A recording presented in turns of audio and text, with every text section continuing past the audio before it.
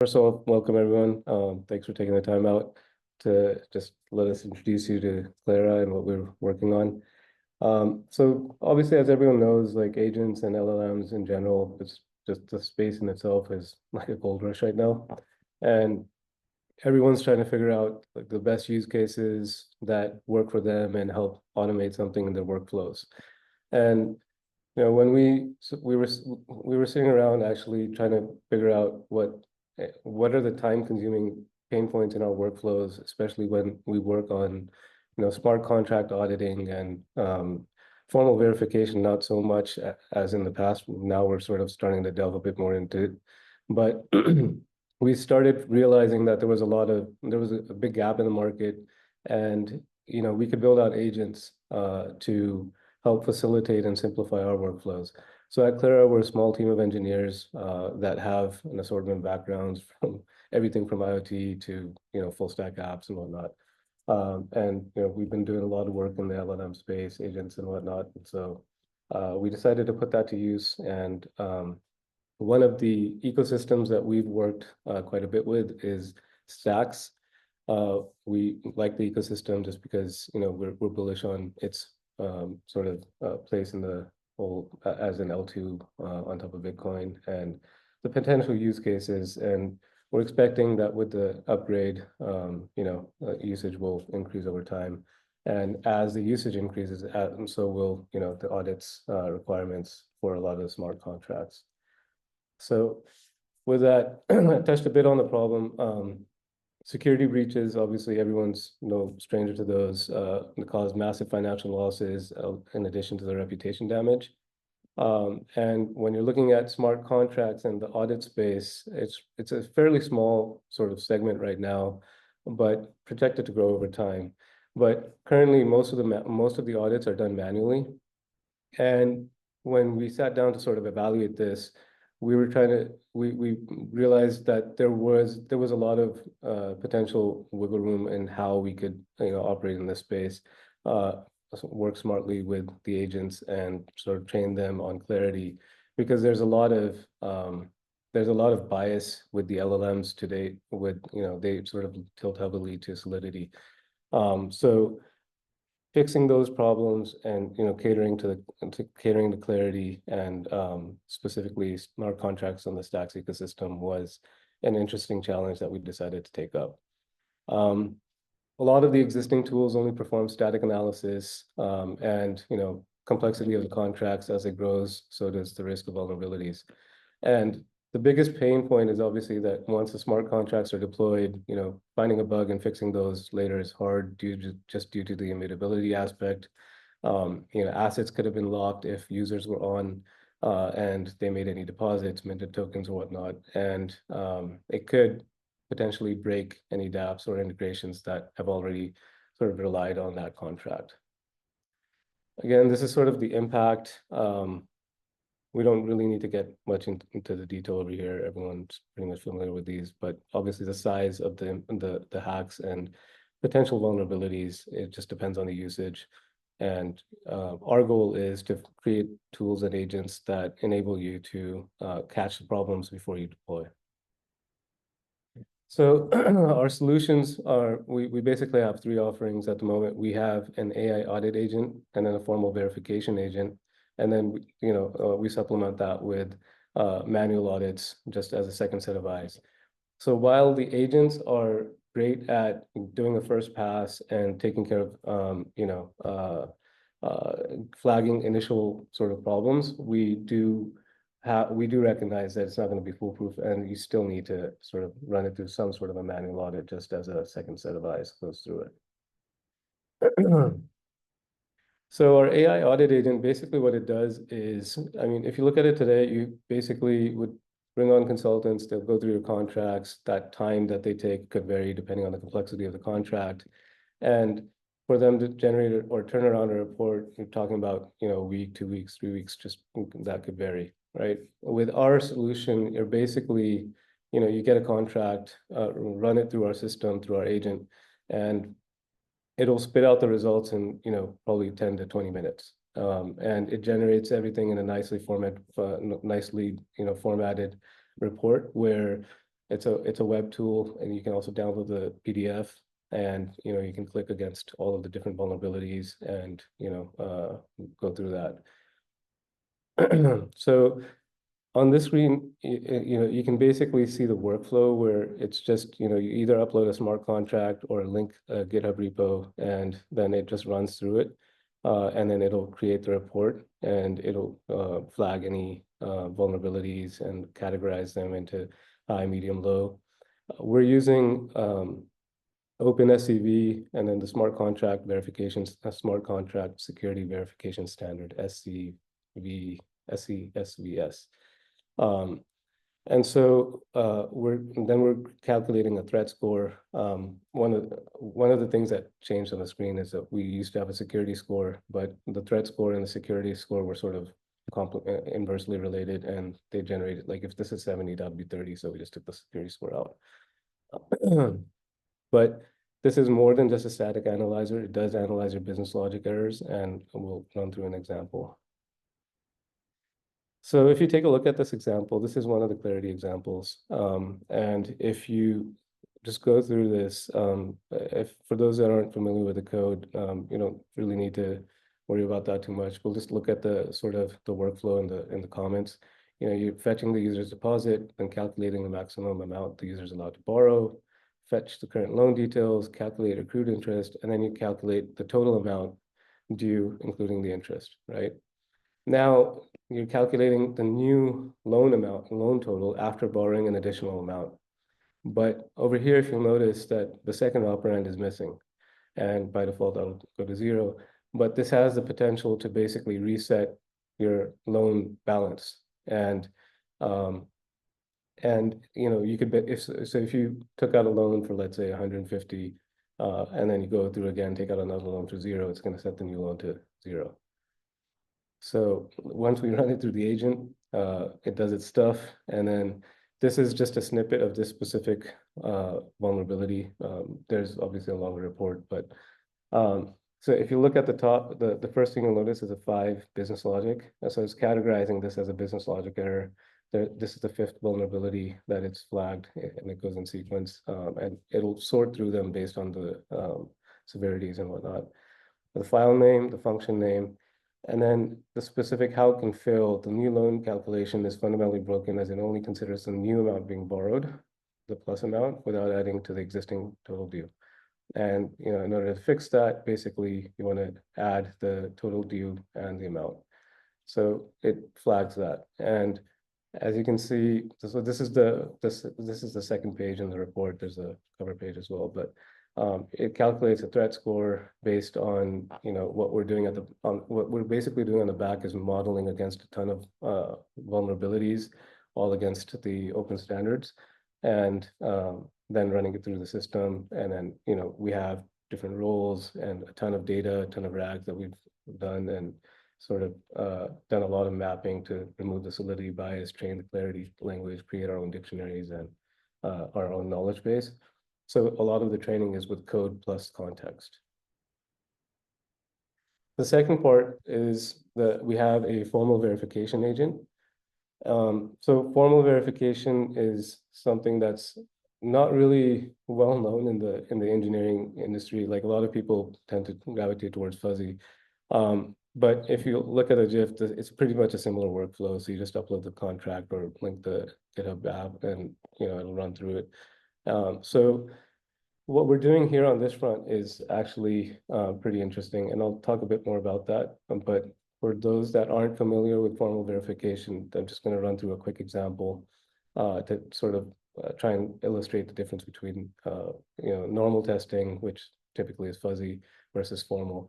Where if you want to check a password when you're logging in, a normal test approach would be, all right, 1, 2, 3, 4 works, great. And then I just try a couple of different permutations, it blocks, and then I'm good. I just move forward, right? But in the formal verifications case, I'm basically defining a rule, and the formal verifier will look through all of the different permutations, including the input and state. And then it'll run through, all of the permutations. So this is just a subset, but it'll check all of the combinations. So just to quickly sort of sum up, Fuzzing is more random and pseudo-random inputs, so it's not comprehensive. It'll maybe test, a couple of thousand or a couple hundred values, depending on how much you want to run it. Whereas formal verification goes through everything and goes through all the different permutations. Um, so the coverage on fuzzy is a bit limited compared to formal. And there's no guarantees in the case of fuzzing, because if you haven't detected a bug, that doesn't mean that the system is still 100%. Whereas with formal, you have strong guarantees because it's run through all of the different permutations. And the downside, obviously, is that it is more expensive to sort of set up, get running, and all of that. But the time to run is shorter versus fuzzy. Hey Fahad, I'm afraid if I don't ask a question, I'll forget. Mhm. On that formal verification looks a heck of a lot like automated test scripts. Is that, should I think about it that way? It's like running through known standardized problems and making sure it's locked down, and then you update that as work gets generated and the industry moves forward, et cetera.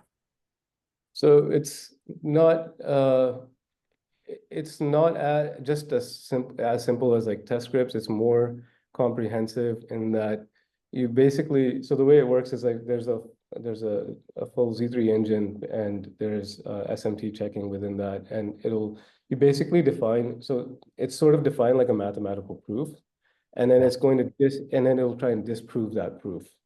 And so the Z3 engines basically try and disprove that proof. So that's why it's sort of more mathematical than just Okay. the set of test scripts. But formal verification is used in systems, in highly complex systems and mission critical systems, like for example in planes and stuff like that. You would definitely use formal versus just a fuzzy approach. This is just the workflow again. Uh, so in the formal verification side, the part that's a bit interesting that we're doing is what we did is we created the formal verification engine, which we plan to sort of deploy in different modes and methodologies for you to invoke as a developer. Right now, this is just a web-based tool, but eventually we'll roll it into GitHub Actions and command line.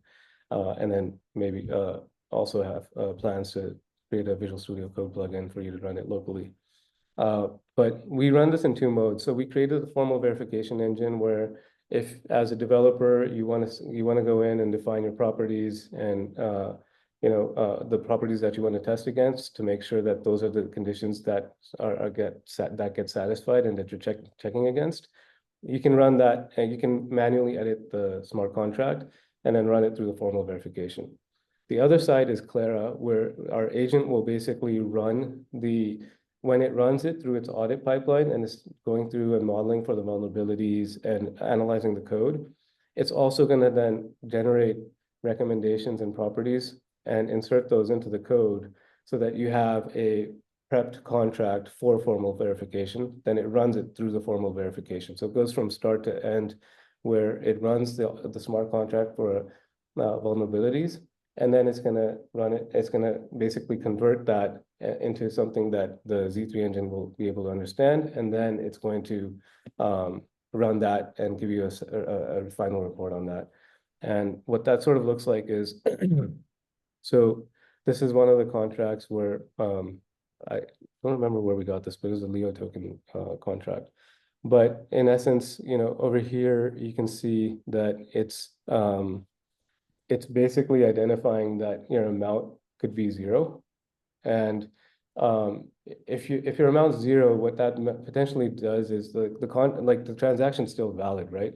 But you're going to incur the gas fees regardless, because you don't have partial gas fees on a rollback transaction on the Stacks network. So you can potentially keep running zero amount transactions, and the miners are going to get caught up in sort of running those. But this flagged it, and this added the assert that you can see right here. So this is the line that Clara added into the code, and this without, like, the function beforehand didn't have the assert, and then this basically all gets ingested, transpiled and ingested for our SMT checker, and then it runs it through that. Again, same contract, it calculated the div by zero. In this case, it didn't add anything to the code, but it helps you catch these bugs early. So currently we're in closed beta. We're working closely with a few of the people actually on the call whose feedback has been invaluable, and it's really helping us, understand the potential use cases on our roadmap, in addition to just how to better format the reports so that there's less noise, and we're just using that to constantly tweak the system. So with that, that sort of sums up everything that I had for this presentation. I'm open to questions if anyone has them.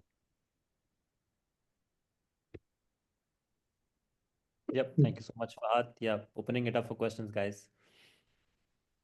Yeah, Fahad, you mentioned the open standards. That's pretty typical of industries. I come kind of from mortgage and lending, and there's MISMO and all this other stuff.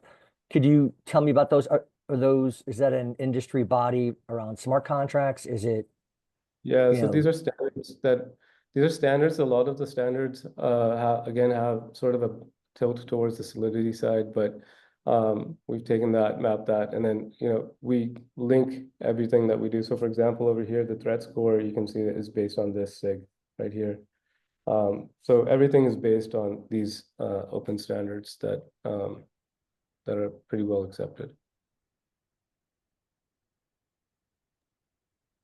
So what would the approach be if we found a new prospect doing Clarity stack stuff? What would the approach be to get our hands around how big their problem is? Start with obviously open-ended questions and stuff, but like, what are the things that through your work with other folks on the call, you would need to know to quickly turn around like an approach or kind of a test for, I mean, I can imagine down the road, right, when the ecosystem's built, you put this out there, you have people upload contract stuff, it runs, it gives them a little threat report, let's talk, and then you're driving customers, right? SaaS kind of 101 stuff. But I'm more enterprise typically, and I'm just curious, what are the 10 things you need to know or would like to know to get our hands around whether this is a good fit, and what like a next step would be in terms of doing a test run on a contract they had or something?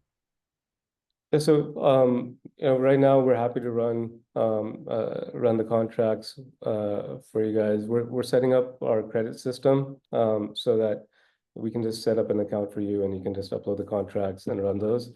And from our perspective, we actually don't need too much from you guys. We just actually take the contracts, run them through the system. It spits out a PDF, and then we just share the PDF with you.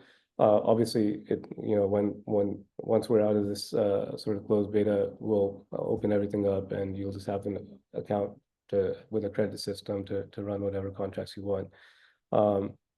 For us, when we do things internally, what helps us is that the context of what this contract is setting out to do. That does help quite a bit, because then when we're sort of going through our system and evaluating the report and having someone take a look at it, then it just helps sort of streamline that even further for when we do the manual sort of peer review. But other than that, typically you want a SME, right? A SME in the industry, the vertical industry, to give you all the parameters and make sure you understand it, and then the logic behind it programmatically. Kind of there's parallels across industries, right? I mean, I noticed that was lending. That's kind of my jam. So I just got to see if U.S. mortgages notoriously, I don't know if anyone's on the call is from mortgage, but they're notoriously slow. They would probably agree with me in adoption, and it's heavily paper intensive, and they're looking for ways to, crush costs. So yeah, and so like the pricing model on this, we're still figuring that out with the whole credit system, but it's going to be a fraction of the cost of what it would be to have even someone take a first pass at this, right? So even if typically, let's say a developer is going to run anywhere offshore or onshore, anywhere from like 50 to 200, 250. This is like 20 minutes and you're done, right? So it's a pretty, and the results have been pretty promising so far in how it's performing. I mean, if others would want to share, definitely feel free to. But initially, it is catching stuff, and all of the contracts that we've got and tested against baselines and open contracts, it's held up. The things that we are sort of working more on the feedback along is like the output in terms of how to sort of format it and, minimize noise.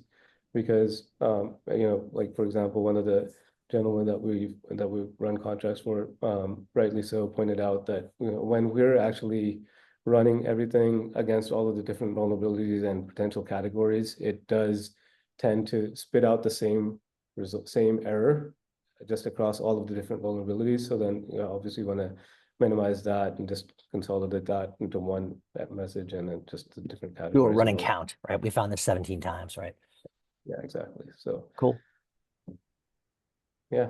So just something that I wanted to ask as well. So I think from what I understand, we have like a pre-trained model that we're running. So this AI model that we have, is it learning from new threats over time? And if so, how are we basically ensuring that it adapts without incurring or introducing a lot of biases or inaccuracies in the system? So right now we're pretty heavily focused on giving it a lot of context and building up our knowledge base. And so the system's always sort of being retuned and trained accordingly. So it shouldn't be a big deal, but obviously, as is the case with a lot of this stuff, because hallucinations are always bound to occur, right? And that's why we say this isn't obviously bulletproof, but it does go a long way in facilitating and generating at least that first pass in quick time. But these are definitely areas that we're focused on, preventing bias, minimizing noise, and we're doing so through just constant knowledge base update and running more and more contracts through. But we don't store any of the contracts. We once we generate the reports, all of the contracts are removed. So we just only store the report. Interesting. And so Fahd, a more generic question: what's the future for Clara? Like, what's up next on the roadmap? So right now, I think there's a lot to do just in ironing out the kinks and sort of the interface, like the way that it presents and the way that developers can use it. We want to create a frictionless experience where you can use it via CLI if you're comfortable with that, or GitHub Action if you want to deploy it over there, or run it on a local Visual Studio Code plugin. Then that's something we're looking at as well. And then at some point, we may pivot to other ecosystems, but right now we're just focused on Clarity and the Stacks ecosystem. That's interesting. Do you think something like this could also be useful for, let's say, permission blockchains and like more private sort of networks out there where some of the corporates are setting up for their purpose? Do you think it could be repositioned for something like that in the coming months? I think that you can pretty much build anything under the sun, but there's a lot of, like, with agents, there's a lot of potential to facilitate workflows and really speed things up across different industries, verticals, use cases. So while we don't have any such agenda right now, we're just again focused on getting out of this closed beta and letting our users use it more freely. I wouldn't rule it out. I mean, we could go any which way. So Interesting. I have a question, Fahd. I feel like the flow that I've seen, we don't really tell Clara what we are auditing the contract for when we submit the contract, right? We just submit the contract and it just runs the audit automatically. So do you think we can maybe, first of all, what are the limitations of Clara right now that we are running into? And secondly, do you think we can somehow mitigate some of those if we actually give some sort of a prompt as to what kind of a business logic we have in that contract? So that's a good question. So actually, that's actually something that we hit early, and we overcame it basically by we're actually generating a lot of that context. So that's why if you upload the contract, we don't necessarily need anything from you, which is why I said more context would help. But we generate that context before we run the contract so that we can have that macro level picture and then sort of evaluate things on a more microscopic level.